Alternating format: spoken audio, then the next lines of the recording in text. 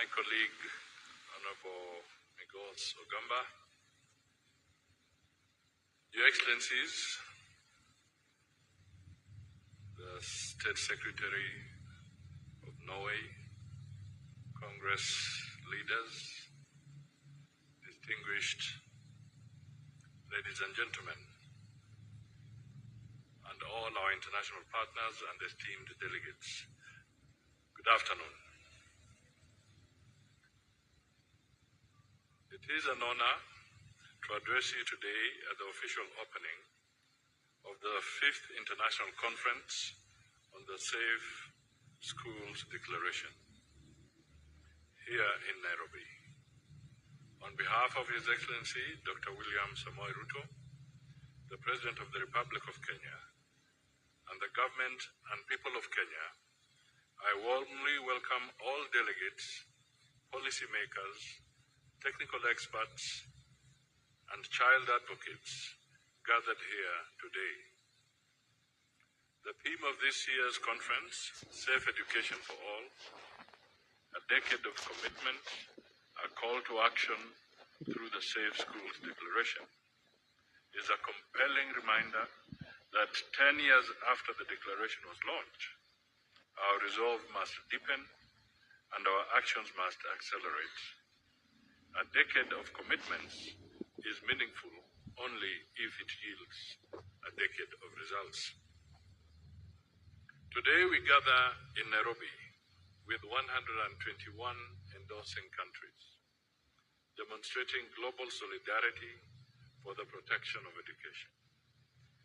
Yet while these commitments signal a strong international consensus, the real measure of our resolve lies in effective implementation. Across the world, schools are attacked, repurposed, or closed due to insecurity. Children traverse dangerous routes to access education. Teachers face constant risk, and many learners, especially girls, vulnerable children, and those in marginalized communities struggle to pursue their education amidst adversity. Around the world, and especially in Africa, violent conflicts continue to leave children bearing the deepest scars, with their learning institutions destroyed or turned into targets of insecurity. By the end of 2024, an estimated 48.8 million children had been displaced by violent conflicts and disasters, including 19.1 million alone in Africa, which is more than half of the global total. In our own neighborhood of the Horn of Africa, Sudan now faces the largest child displacement crisis in the world, with over 6.5 million children uprooted after 2 years of relentless violence. According to Save the Children, since the outbreak of war in 2023, a child has been forced to flee every 10 seconds. This situation risks leaving an entire generation out of school indefinitely. As of June 2024, for example, over 14,000 schools are closed due to armed conflict in West and Central Africa, mass abductions of students by armed groups continue to undermine the safety of our schools. Terrorism and insurgency in Africa's Sahel region have led to closure of thousands of schools. Closer home, in some parts of northern Kenya and the wider Horn of Africa region, learners have in the past endured interruptions due to intercommunal violence and cross-border insecurity. Some schools have had to temporarily relocate. Learners and teachers have been evacuated during high-risk moments. These tragedies are more than statistics. They are stories of interrupted futures and derailed dreams. It is our responsibility as the current generation and leaders to safeguard the next generation, ensure their protection and continuity of progress.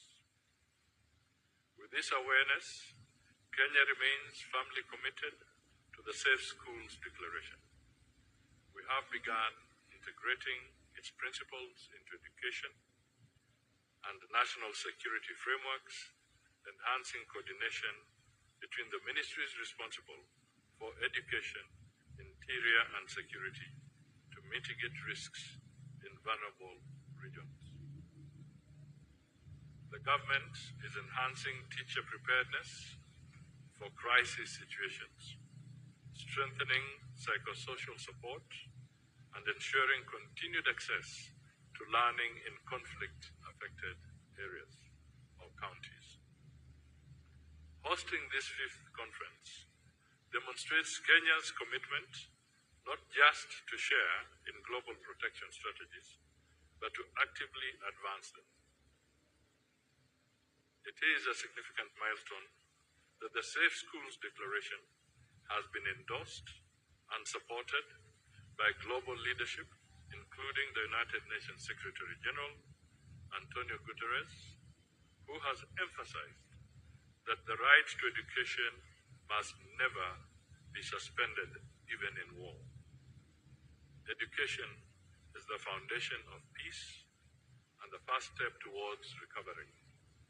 When schools fall silent, the path to stability grows longer. This conference must therefore be a turning point. While the last decade built a strong framework, the next must deliver measurable impact. Our focus should be on practical solutions, preventing the military use of schools, protecting teachers and learners, ensuring accountability for attacks, restoring access to learning, strengthening national monitoring, and mobilizing greater investment in education during crisis, because without funding, aspirations will remain unfulfilled. The fifth conference here in Nairobi marks a step from political commitments to operational action, where our decade of commitment turns into a decade of delivery. Let us renew our promise today that no child, no teacher, and no school shall ever be left unprotected. In conclusion, I express deep appreciation to our co-hosts and partners, Norway, thank you, Mr. Minister, Argentina, Spain, Nigeria, the African Union, UNICEF, UNESCO, the Global Coalition to Protect Education from Attack, civil society, and youth advocates for their steadfast leadership.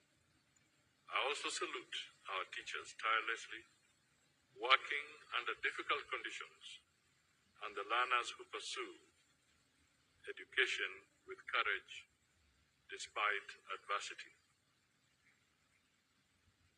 It is my distinguished honor, on behalf of the government of the Republic of Kenya, to officially declare the 5th International Conference on the Safe Schools Declaration open. And before I step off the podium,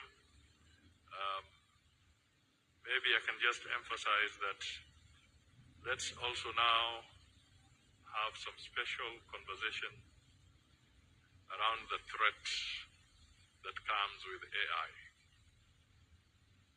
As much as we are talking about the safety of our schools, now there's a new threat,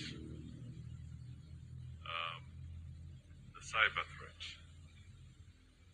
the psychological warfare that is now beginning to take a different form, which can lead to a lot of scars, it can lead to a lot of suicide, it can lead to a lot of depression. As you deliberate, let's not just focus on the element of armed conflict. Let us realize that technology has now come with its challenges. As we embrace it, how do we make sure that our schools are safe with this new, silent,